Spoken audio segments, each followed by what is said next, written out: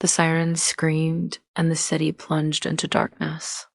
I held my notebook close, recording the whispered prayers, the tiny hands I bandaged, and the courage that glowed brighter than any siren. It's the smell that always gets you first. Not the antiseptic, we had plenty of that, but the damp, woolen smell of London in the fog, mixed with the sharp, metallic tang of fear. It clings to the walls of the field hospital, deep beneath the ground, and no amount of scrubbing can ever take it away. They call this hospital the Dovecote because of how white the walls are and how high up we look to the sky when the sun does manage to peek through. But tonight, there is no sun. There's only the blackout and the sound. I am Eleanor Hayes, and I am tired. I am an American nurse who came over when things started getting truly bad, feeling like I had a duty to hold a small lantern in all this overwhelming darkness. Tonight, October 14th, 1940, feels darker than usual. The newsreel footage back home never shows this quiet, terrifying moment right after the initial air raid warning. They show the heroic rescue, the brave faces, but never the heavy, waiting silence that settles like lead in your stomach. The main power line was hit about an hour ago, and the only light we have now is from the oil lamps that cast long dancing shadows across the whitewashed walls. Outside, the great city is holding its breath. And inside, in the ward, I'm listening to the deep, steady breathing of the patients who are trying so desperately to pretend they're asleep. I know they're all wide awake, focused on the terrible symphony of the air above us. I pick up my pen, and the first entry of the long night is always the hardest. I need to document this, the small things, the real courage. I started keeping this notebook the day I arrived in London, back in the spring when everything still felt strangely normal, despite the war. Now, months into the Blitz, normality is a memory we cling to like an old photo. This field hospital, tucked away near what used to be a bustling market square, is our sanctuary, our cage, and sometimes our battlefield. We operate on a rotating staff of British doctors and nurses, bolstered by volunteers like me, eager, perhaps naive, but determined to help where we can. The official narrative of World War II focuses on the grand campaigns, the generals, and the strategic bombing runs. But here in the basement of the Dovecote, the war is small. It's the constant drip of condensation from the ceiling when the bombs shake the foundation. The low murmur of Sister Margaret reciting the alphabet to a child who can't stop shivering, and the careful way Dr. Davies rations the morphine. This is the war of the subtle acts of bravery, the kind that never make headlines but keep the world from crumbling entirely. Life here requires a kind of sleep story-friendly pacing. We have to move slowly, calmly, deliberately, even when panic is clawing at the back of our throats. If we rush, if we show fear, the patients will shatter. Tonight, that calm is harder to maintain than usual. It began earlier this evening around 6, just as the sun was setting. The sirens wailed their familiar mournful warning. Usually there's a distinct pause, a moment of preparation, not tonight. The power failure hit almost simultaneously with the first heavy thump somewhere far across the Thames. And then the unnerving quiet descended.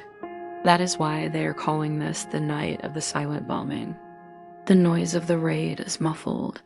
The explosions seem distant, but the sheer, oppressive presence of danger is everywhere. It feels like the city itself is holding its breath, waiting for the inevitable blow. This particular ward holds about 40 beds, mostly for children and the elderly, those who were hurt in previous raids, but couldn't be safely moved during this intense period, and those suffering from stress-related ailments. We rely heavily on the sound of the anti-aircraft guns to tell us when things are truly close. But tonight, even the guns seem muted, like they're firing into thick cotton. The silence is amplifying the fear, making every creak of the floorboards sound like a disaster. I look down at my uniform, a simple, starched blue cotton, now dusted with a fine layer of plaster dust from a vibration that came too close about an hour ago. My objective tonight is simple: to make sure that none of these scared souls feels alone, to project a calm that I do not always feel, to be an anchor in the darkness. I use casual spoken American English as I move between beds because sometimes that sound of home is the only medicine I can offer the few American expats we have here, or even the British families who are curious about the States. I open the notebook and write down the date, October 14th, 1940, knowing this entry will be long. It has to be. There is so much waiting to be told about what happens when the lights go out. The first thing I check is the ventilation system. Dr. Davies had warned us that without the main power, the air filters would struggle and the air would get thick quickly. I move silently down the center aisle, my lamp throwing a halo of warm light around my feet. The shadows of the empty beds near the entrance seem especially deep and menacing tonight. I find Private Jenkins first, near the far corner. Jenkins is only 22, but he looks 70. He took shrapnel months ago, and while his wounds are healing, the nerve damage keeps him awake, and the fear keeps him rigid. He's one of the few here who is truly quiet, almost unnaturally so. "Jenkins," I whisper, making sure my voice is low and steady. "You awake, dear?" He nods slightly, a minuscule movement that doesn't disturb the thick gray blanket pulled up to his chin. His eyes are wide, reflecting the small glow of my oil lamp. "It's quiet, nurse," he murmurs, his voice raspy. "Too quiet. I know, honey," I reply, sitting carefully on the edge of his bed. I take his pulse. It's rapid, a frantic drumming against my fingers, but his skin is cool. He's internally bracing against something invisible. We just have to wait this patch out. It's safe down here. We are built for this sort of thing. It's the waiting that gets you, isn't it? Jenkins asks, a slight tremor in his voice. I nod, acknowledging the truth in his simple assessment. The subtle suspense of the unknown is far worse than the immediate crisis. It is. So we'll try to find something else to focus on, all right? Tell me about back garden you told me about. The one your mother keeps in Devon. Was that the rose garden, or the one with the tall sunflowers?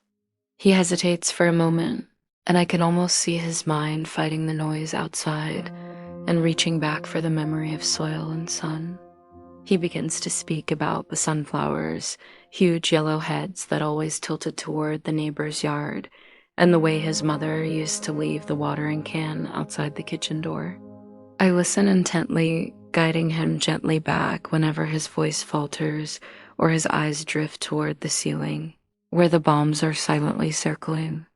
This is atmospheric storytelling at its most vital, using memory to create a shield against reality. Moving away from Jenkins, I check on little Alice. She's 7, a refugee from the East End, brought in 2 weeks ago, suffering from acute shock. She doesn't speak much, but she holds onto a small, faded wooden toy soldier as if it were the most precious relic in the world. She represents the tiny hands I bandaged, mentioned in the hook. Alice is sitting up, staring into the gloom beyond her cot. "Hey, sleepyhead," I whisper, carefully adjusting the blanket around her thin shoulders. "Trying to stay awake and catch me putting a mouse in the soup?" She offers a tiny, barely perceptible shake of her head. She points a small finger toward the corner of the room, near the supply cupboard. "Did you see something, darling?" I ask, my attention immediately sharpening. I scan the area, seeing nothing but deep shadow. She whispers, so quietly I have to lean in close to hear her over the faint but persistent rumble from outside. If it's the dark, it smells like cold dirt. I understand immediately. To a child, the blackout isn't just an absence of light. It's a physical entity, heavy and chilling. I take the oil lamp off the small table and move it closer to her bed, centering the soft light right on her face. "That's just the air coming down through the ducts, sweetie," I say. Keeping my voice soft and slow, the sleep story-friendly pacing is essential here. The darkness is just doing its job, covering up the city so the bad guys can't see us. It's like a big black blanket keeping us safe, yeah? I sit next to her and start drawing patterns on her hand with my thumb. I don't talk about the war or the bombs. Instead, I tell her a story about fireflies back in my home state of Ohio. I describe how they light up the summer night, not to scare anyone, but just to say hello. They just blink little bright dots saying, "We're here, we're okay," I explain. And that's what we're doing now. We're being very quiet, very safe, and waiting for the morning to blink back at us. Alice finally leans her head on the pillow, clutching her toy soldier tighter. The courage that glowed brighter than any siren is just that. A small 7-year-old girl deciding for a moment that the fireflies are real and the bombs are not. The clock on the wall, powered by a backup battery, ticks relentlessly, reminding me that we are only halfway through the shift. It's perhaps 11:30 p.m., but time down here is measured in tremors and pauses. I walk toward the main entrance, where two elderly ladies, Mrs. Pettigrew and Mrs. Albright, share a ward and a perpetual debate over knitting patterns. Tonight, they're strangely quiet. They are the unofficial morale officers of this wing, and their silence is more worrying than a scream. I find them both sitting up, wrapped in blankets. Mrs. Pettigrew, the stricter of the two, is clutching a small leather-bound volume. "Evening, ladies," I greet them, trying to inject some cheer into the gloom. "Everything all right?" "You're both awfully well-behaved tonight." Mrs. Albright, who usually has a joke ready, just shakes her head slowly. "We felt the third one, dear," she says, her voice low. "The one that shook the floor. Felt like it landed right on the square. A shiver runs down my back, but I force a smile. We get plenty of vibrations down here, Mrs. Albright. This place is sturdy, remember?" "It wasn't the vibration, Eleanor," Mrs. Pettigrew interrupts, using my first name, which she only does when she's deeply serious. "It was the smell that came right after. Smoke, burning coal and plaster. It means it was close enough to matter." I check the ventilation again. The air is definitely heavier, warmer. I know I shouldn't let them dwell on it, but I also respect their clear-headed assessment of danger. They aren't panicking. They are simply stating a factual observation. "You know what that smell reminds me of?"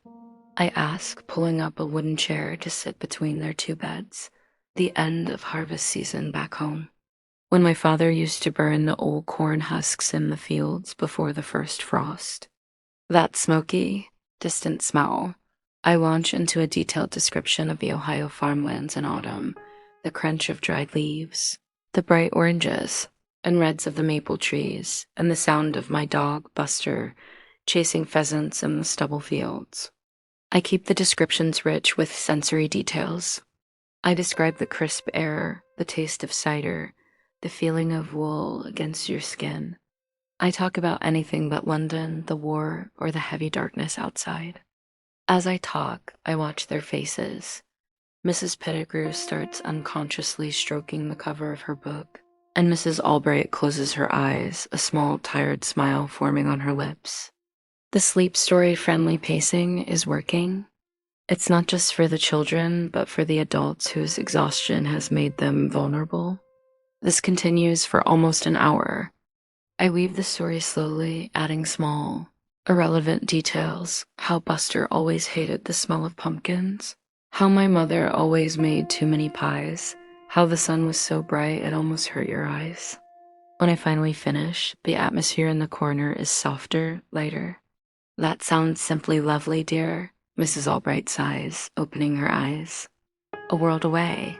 "It is," I confirm, getting up. "And we'll be there again."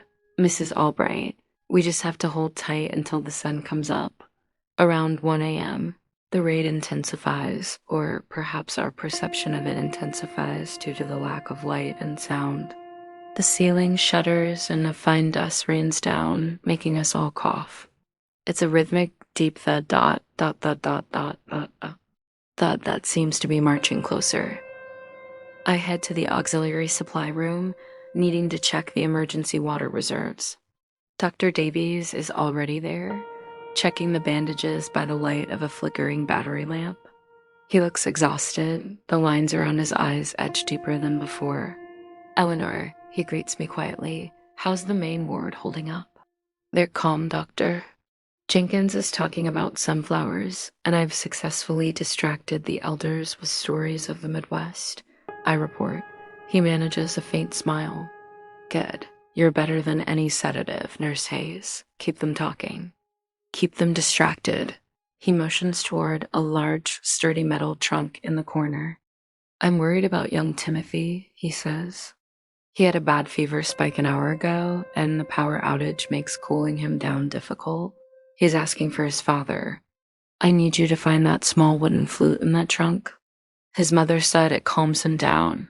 Timothy is 8 years old and recovering from a severe bronchial infection that was exacerbated by exposure during a prior shelter collapse.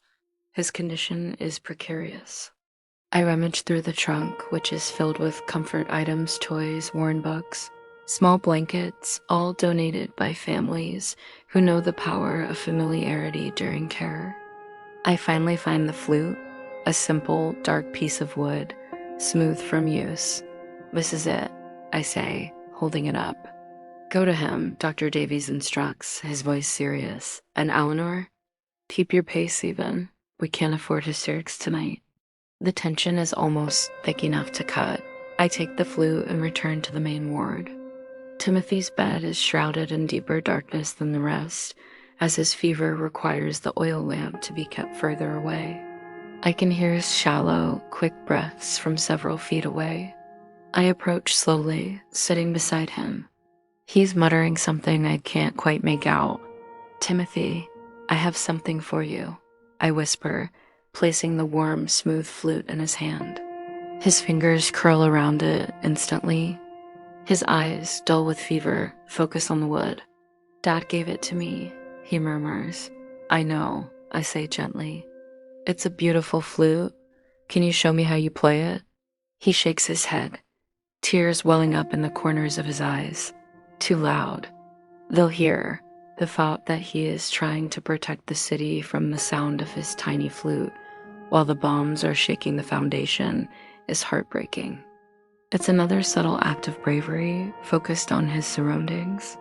Timothy, darling, I say, leaning close so my voice is only for him. We're so far down, nobody can hear us. Not the sound of a tiny flute, but we can hear it, and we need to hear it. It's a good, strong sound that tells us we're safe. I help him lift the flute to his lips. He blows, and a quiet, wavering, slightly off-key note emerges. It is the most beautiful sound I have heard all night. It's fragile, yet defiant. He manages another note, then another, simple notes that fill the oppressive silence of the ward. A few other patients stir, but they do not complain. Instead, the music seems to act as a counter-rhythm to the deep thudding outside. It is a sound of humanity that cuts through the mechanical, destructive noise of the bombing. I sit with Timothy for a long time, watching as the simple act of focusing on blowing the flute pulls him back from the edge of his feverish panic. The air raid rages on outside, but inside, we have found a small pocket of control. The shift continues, and the hours bleed into one another.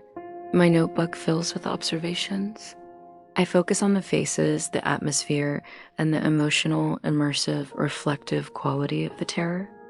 I write about the way the dust motes dance in the faint oil lamplight and how they look like tiny galaxies spinning in the gloom.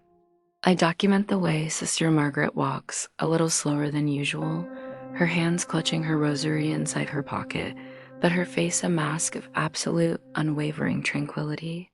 She is the definition of calm suspense. Around 3 a.m., the sound changes. The rhythmic thudding stops. Instead, there is a distinct, high-pitched whining sound, followed by a shudder that runs through the very stone of the hospital. It is closer than anything before.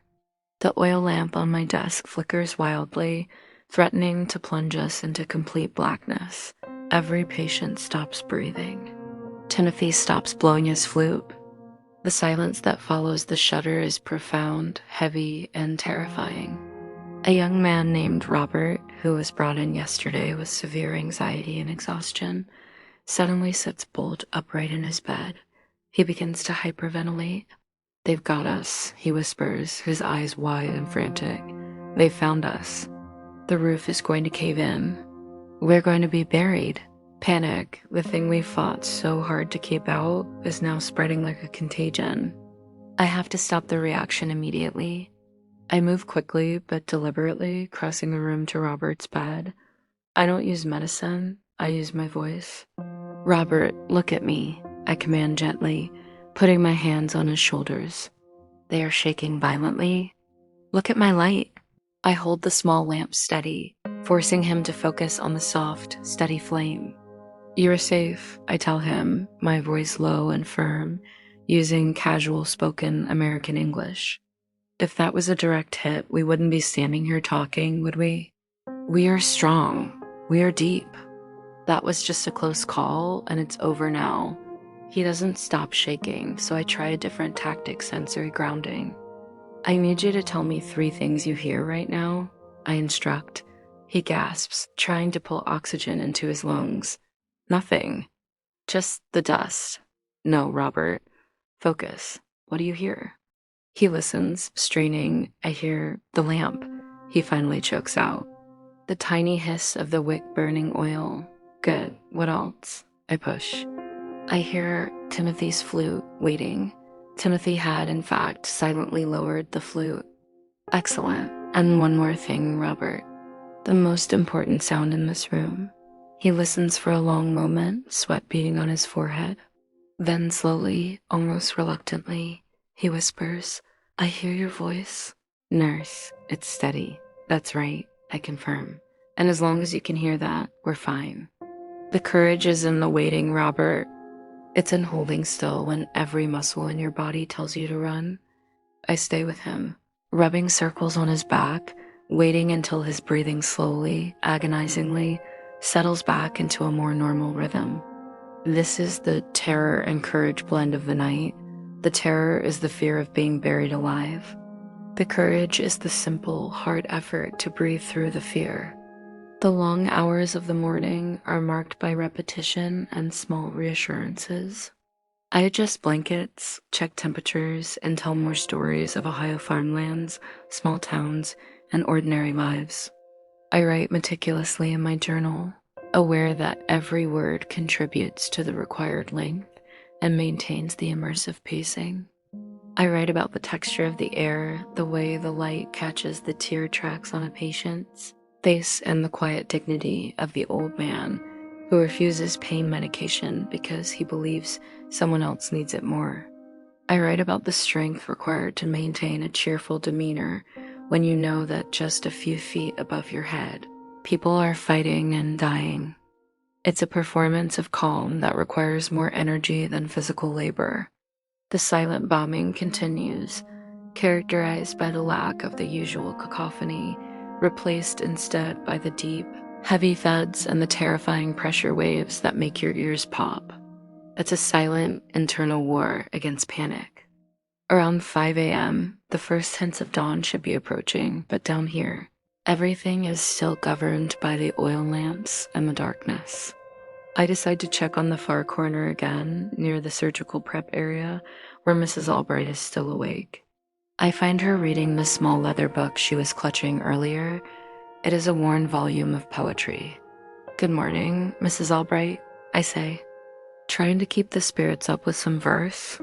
She smiles faintly, just reading about a time when the biggest worry was whether the daffodils would bloom before Easter. "Eleanor," she holds up the book and points to a line. I read it under the soft lamplight. Courage is not the absence of fear, but the triumph over it. "I suppose that's true for all of us tonight," I observe. "You're all being tremendously brave." "Brave?" she repeats, shaking her head gently. "No, dear, we're just waiting." Courage is what happens when you decide the waiting is worth the promise of tomorrow. Suddenly, she looks past me toward the entrance that leads further into the hospital tunnels. Her expression changes, transitioning from philosophical calm to sharp, focused concern. "Eleanor," she whispers, her eyes locked on the darkness. "The air, it's changed again. It's not just smoke this time. Do you smell that?" I turn quickly, sniffing the heavy air. It's sharp, metallic, and vaguely sulfuric. It's different from the plaster and coal dust smell of earlier. It's a smell that signals immediate danger, something close, something elemental.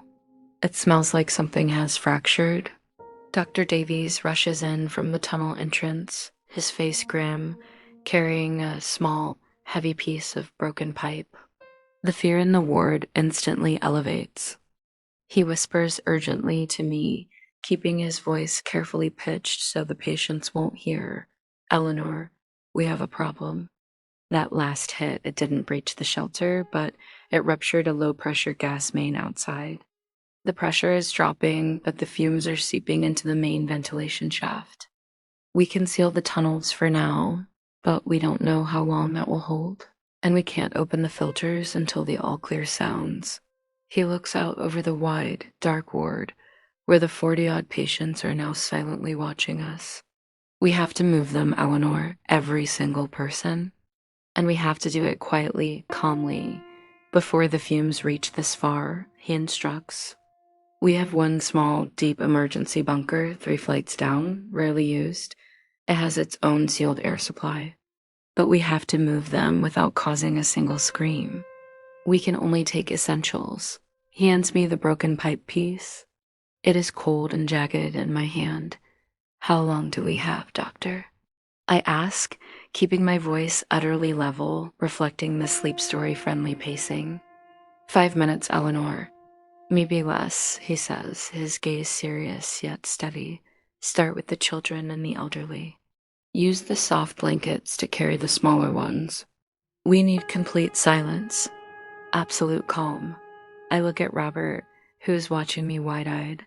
I look at Timothy, clutching his wooden flute.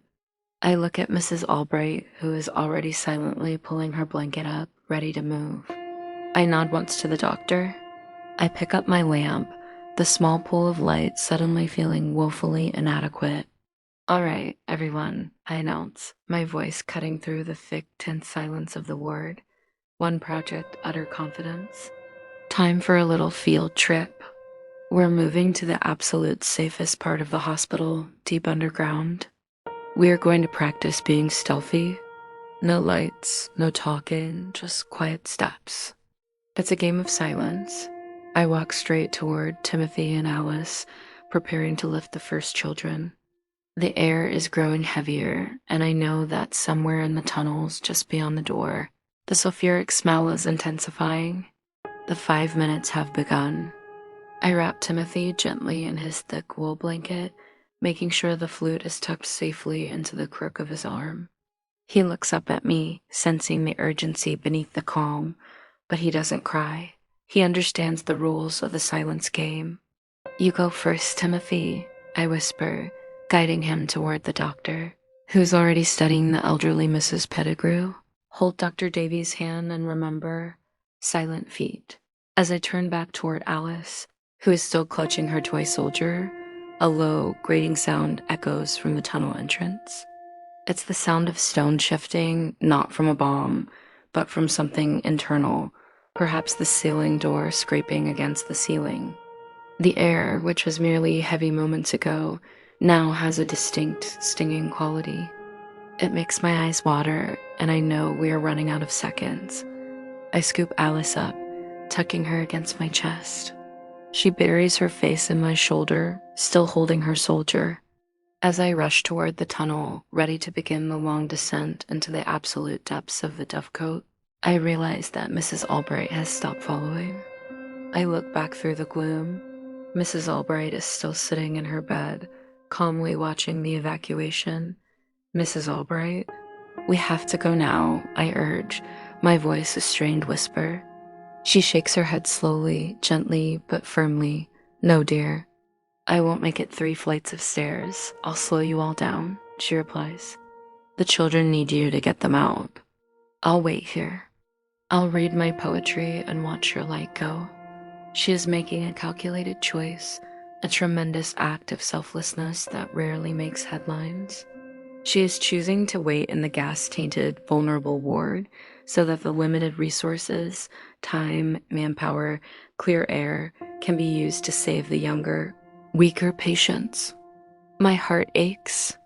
I cannot leave her, but I cannot stop the line of children and compromised patients now moving into the darkness. Dr. Davies is already deep in the tunnel, guiding the first wave down the steps. The smell is suddenly overpowering, threatening to choke us all. I hold Alice tighter and stare at Mrs. Albright, whose eyes are fixed on mine. She gives me a tiny, almost imperceptible nod of dismissal and lifts her book. "Go, Eleanor," she mouths without making a sound. I turn and follow the faint, steady sound of the doctor's footsteps into the pitch-black tunnel, carrying the sleeping child and leaving the one who chose to stay behind. The cold, stinging air follows us down. I know the hardest part of the night, the descent into the total, sealed-off bunker, leaving the light and the brave behind, is only just beginning. The next step must be executed in total silence, or we'll perish. This is the moment. I turned away from Mrs. Albright's steady gaze, Alice's small body pressed tight against mine. The smell of the ruptured gas main was no longer just a faint, metallic trace. It was a physical presence, stinging the back of my throat and making my eyes burn. I forced myself to breathe shallowly, carefully, preserving the clarity of my thoughts, knowing that a moment of panic now would cost everyone else their chance. Dr. Davies was already 3 steps ahead, his dark silhouette visible only by the faint light reflecting off the white cotton of his uniform. He was moving with that controlled haste medical professionals learn during high-pressure situations, not fast enough to panic, but not slow enough to invite disaster. Behind him shuffled Jenkins, the young soldier, leaning heavily on a cane, followed by Mrs. Pettigrew, guided by a junior nurse. They were a slow, silent procession of vulnerability. The tunnel was narrow, cold, and wet. Condensation dripped from the stone ceiling, sounding shockingly loud in the oppressive silence we were enforcing.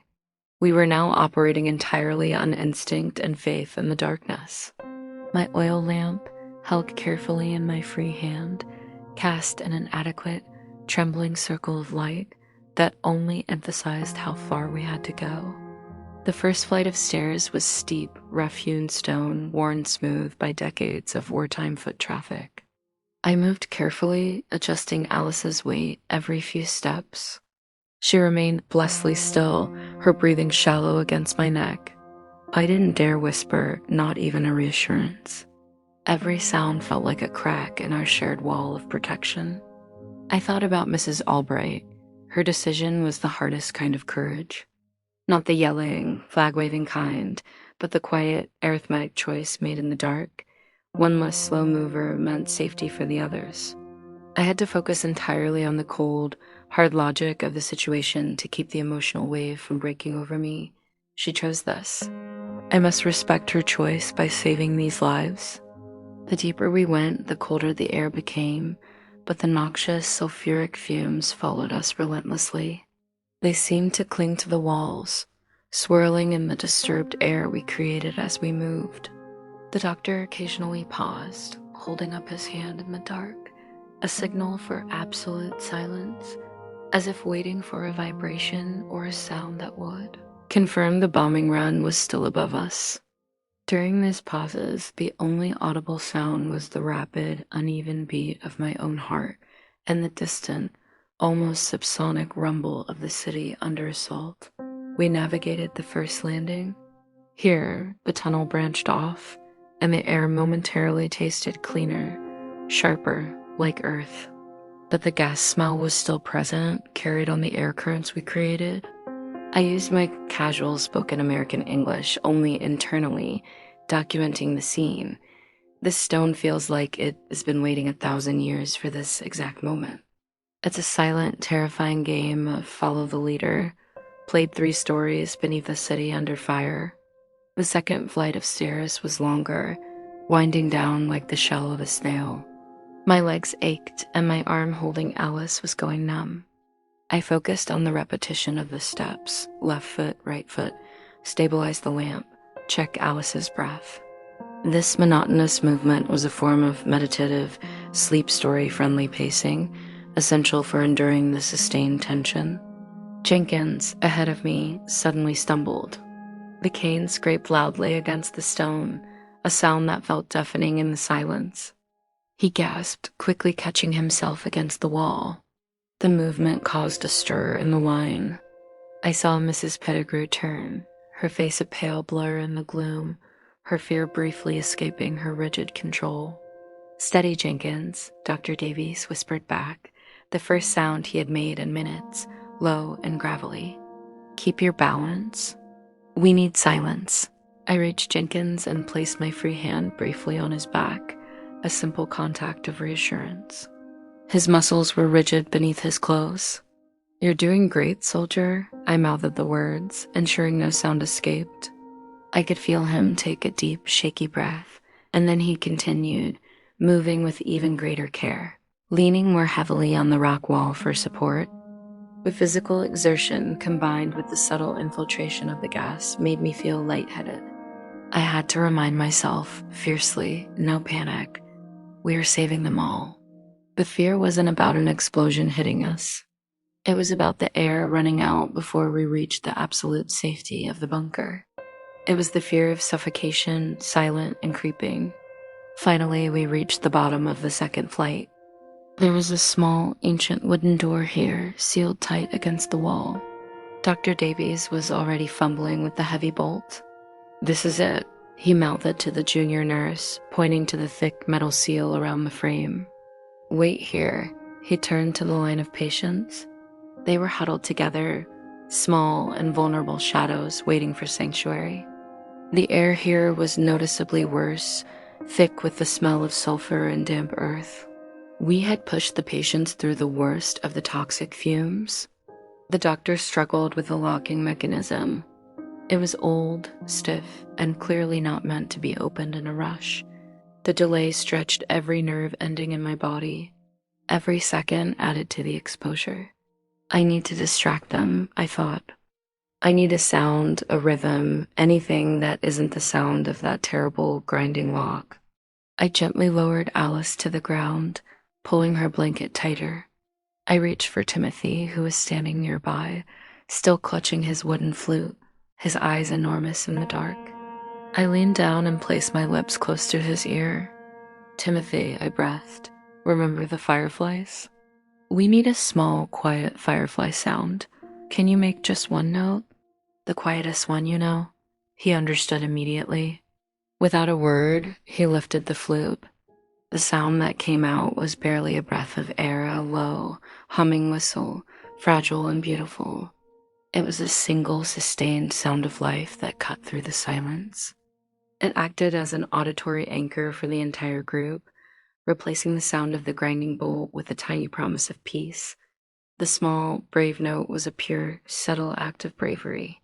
It lasted just long enough. With a final, resonant thunk, the ancient bolt gave way. Dr. Davies wrenched the door open, revealing a short concrete passage, and beyond it, the small, heavily sealed bunker. "Move. Quickly now," the doctor whispered, his voice hoarse from the effort. We stumbled into the deep bunker.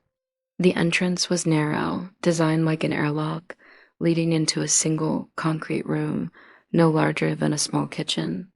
It was sterile, cold, and utterly enclosed. The difference in the air quality was immediate and profound. Here, the air was circulated by a heavy, humming motor, the bunker's independent filtration system. It was loud, yet infinitely safer than the silence we had endured. The doctor quickly sealed the heavy steel door behind the last patient, Jenkins. The loud, metallic clank as the door locked felt like the sound of salvation. We were cut off entirely from the city, but we were sealed away from the poison. I placed Alice gently on a stack of woolen blankets in the corner. I finally allowed myself a deep breath, scrubbing the burning residue of the sulfuric air from my eyes. The space was lit by a single caged bulb, powered by the generator, bathing the room in harsh yellow light. We had brought nothing but the patients themselves, the clothes on their backs and the thin blankets wrapped around them. 40 people crammed into this small space.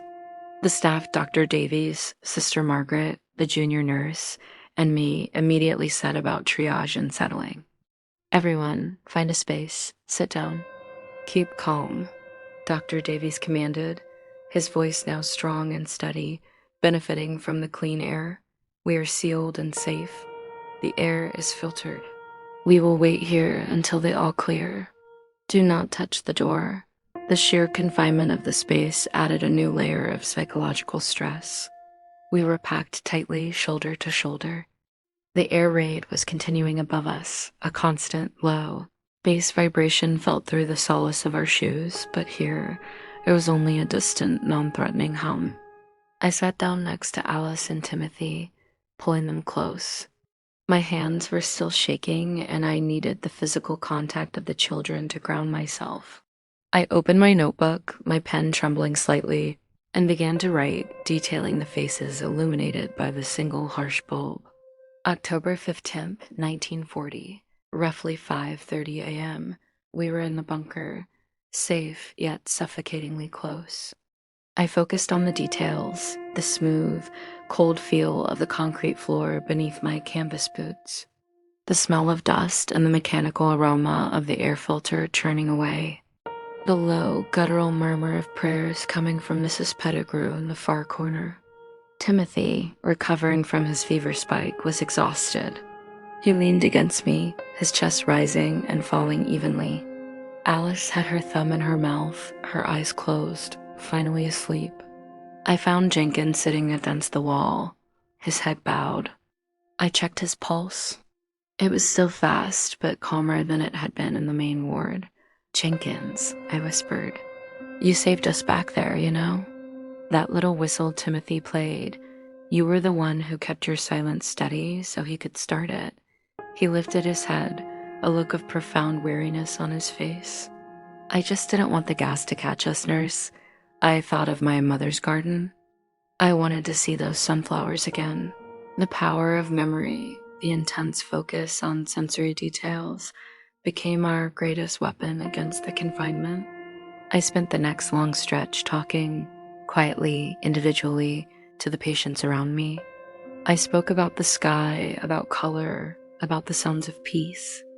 I told Jenkins about the time I watched a harvest moon rise over the Ohio fields, a huge, impossibly orange orb that turned the dusty roads silver. I described the feel of the dry wind, the sound of the crickets, the smell of wood smoke far away. I used the sleep story-friendly pacing to draw every image, every sensation, making the memory last for minutes at a time. He closed his eyes and nodded slowly. "I can see it, nurse. That's good." The air raid droned on, a background bass note in our isolated world. It felt endless. Time down here was measured in the exhaustion of my limbs and the frequency of Dr. Davies checking the oxygen levels on the bunker wall. I kept coming back to Mrs. Albright. Her calm refusal to move was a haunting reflection. It was an acceptance of the odds that I, as a nurse committed to fighting death, struggled to process. She saw the choice clearly, her slowness versus the speed needed for the children. I wrote in my journal, "We are taught to fight for every life, Eleanor. But sometimes, courage is found in the surrender to the greater good." Mrs. Albright's heroism was the most profound I have witnessed tonight. She chose dignity over survival, believing her duty was complete. I looked at Sister Margaret, who was kneeling quietly, her lips moving silently in prayer. She embodied the calm suspense. She wasn't praying for herself. She was praying for the world outside our steel shell and for the soul of the woman we had left behind. I crawled across the crowded floor to the small supply box the doctor had, managed to bring a few bottles of water and a handful of biscuits. I carefully rationed out the water, giving only sips to the children, the dry air of the bunker making us all thirsty. This part of the night, from 6 a.m. until perhaps 7:30 a.m., was pure endurance. It was a test of psychological fortitude. The fear was no longer acute panic.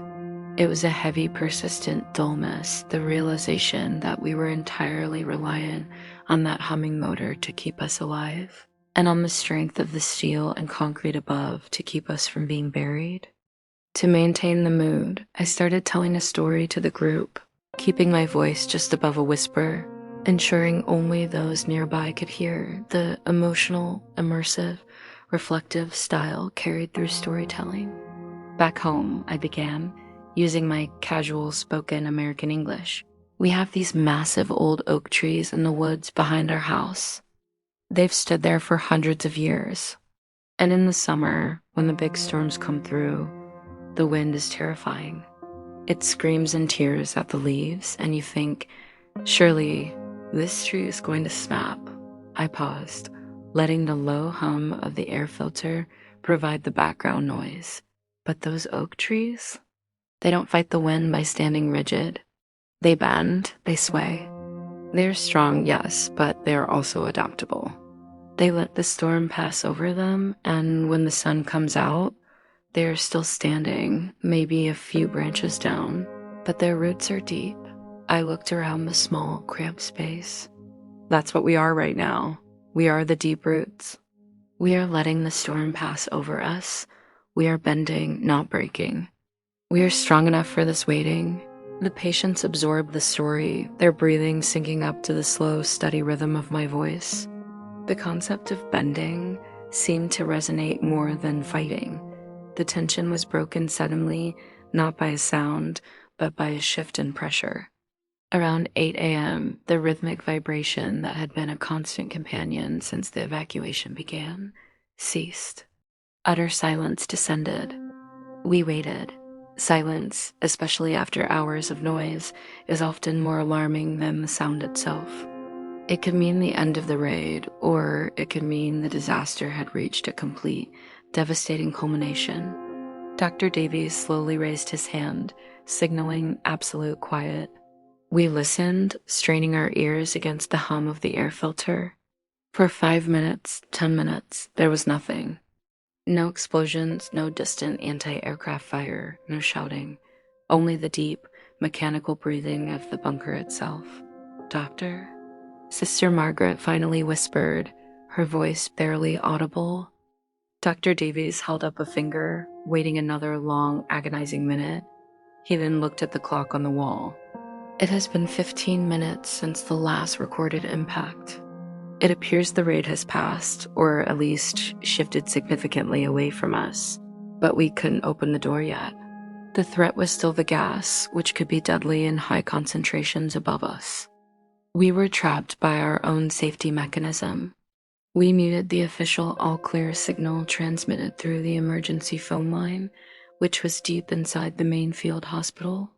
We have to send someone up to check the air quality outside the ward, Dr. Davies stated quietly. We can't risk opening the seal until we know the gas has dissipated. He knew, and I knew, that the person going up would also be checking on Mrs. Albright. I'll go. Doctor, I volunteered immediately. My American accent, normally a point of difference, now felt like a marker of responsibility. I was the strongest emotionally, having just anchored the group. He nodded, knowing I wouldn't take no for an answer. Take this, he said, handing me a small battery-operated carbon monoxide detector, a crucial piece of kit we rarely used. Go up slowly, open the seal only to step out. Check the air quality in the tunnel. If it's green, proceed to the ward. If it's red, come back immediately and reseal. He looked at me, his gaze conveying the weight of the moment. And Eleanor, be prepared for what you find. I unbolted the heavy steel door. The noise of the locks scraping open sounded immense, announcing my departure to the quiet, huddled group. I stepped back out into the cold, damp tunnel. The silence was immediate and profound. No more air filter hum. The first thing I did was take a long, deep breath.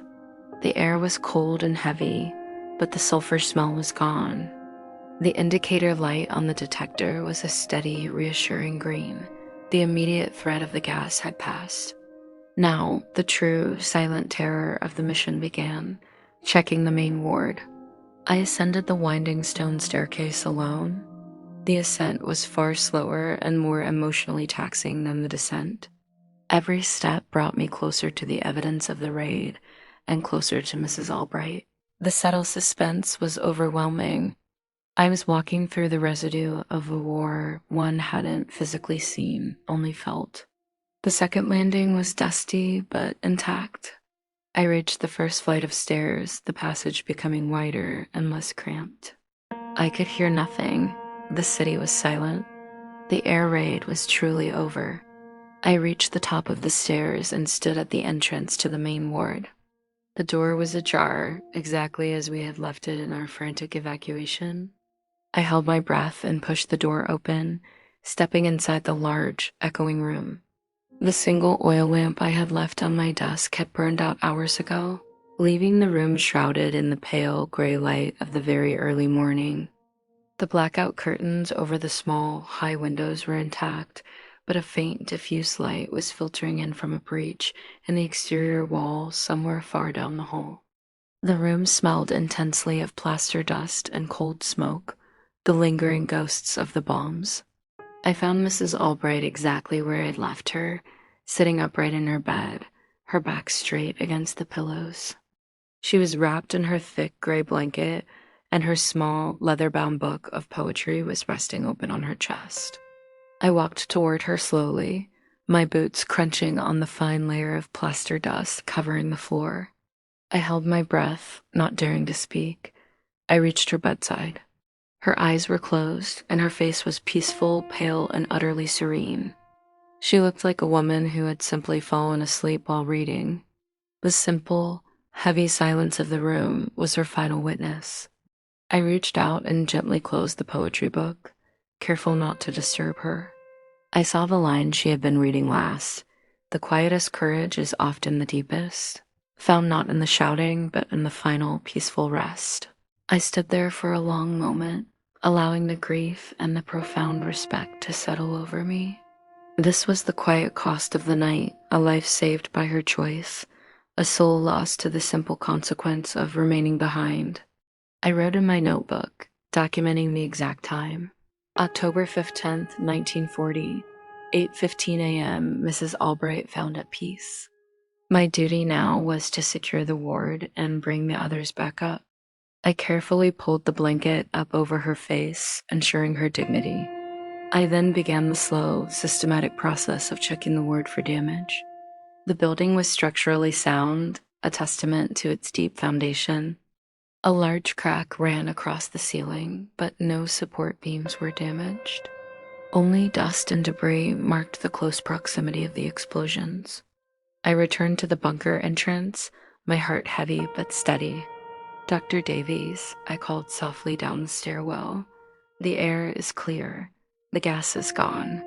We need to start moving everyone up slowly." The relief that swept through the patients was almost palpable. They rose stiffly, quietly, ready to face the world again. The ascent was easier, propelled by the promise of natural light and the end of the raid. As the patients filed back into the main ward, Dr. Davies and Sister Margaret were immediately confronted with the sight of the covered form of Mrs. Albright. They approached her bed with quiet reverence. There was no hysteria, no outburst. The patients, having spent the night anchored by sleep story-friendly pacing and focused diversion, reacted with quiet solemnity. They understood the sacrifice. They filed past her bed, some touching the edge of the blanket, others just bowing their heads.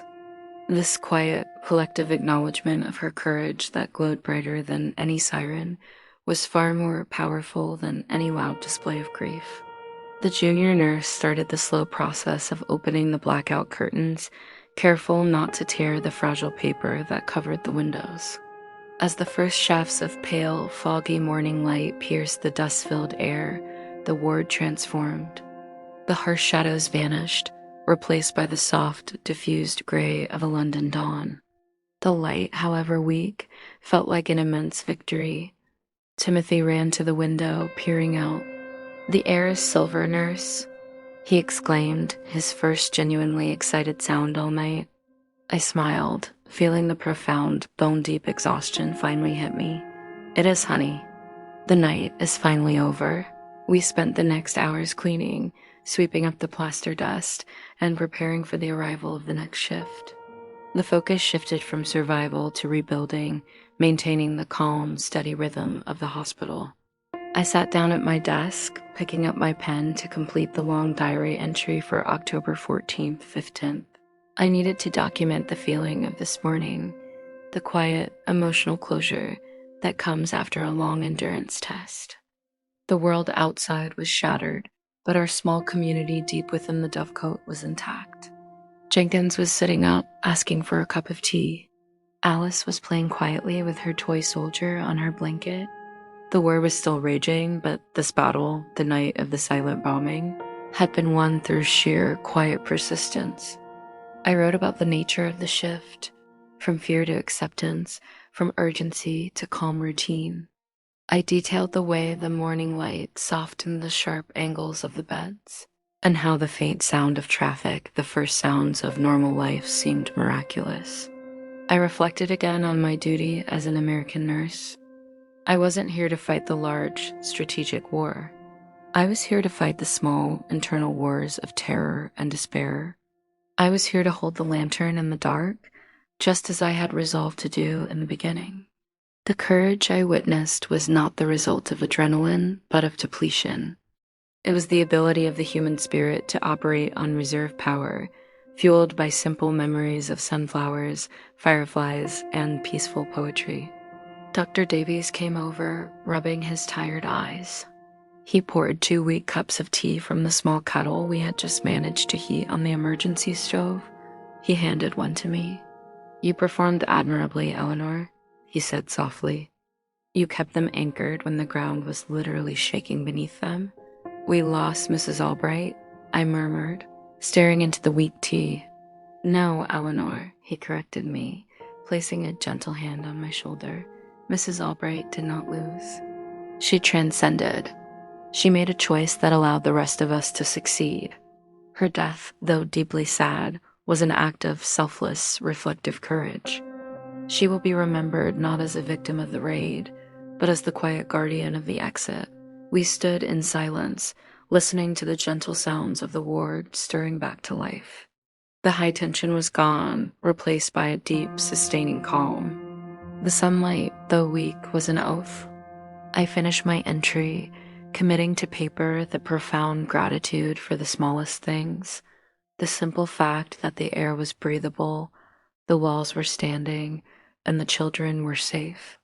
I had used up every ounce of my emotional reserve, but the night had delivered not destruction, but a reaffirmation of the enduring spirit. The clock on the wall now read 9 a.m., October 15th, 1940. The morning shift had arrived, their faces etched with the city's exhaustion, but their movements professional and steady. I handed my notebook to Sister Margaret, asking her to hold it until I returned later that evening. I gathered my coat, feeling the weight of the night lift slowly off my shoulders. I was walking away from the darkness toward a brief, necessary period of rest. We are not defined by the violence that strikes us, but by the quiet choices we make in the moments between the strikes. We are the roots that bend,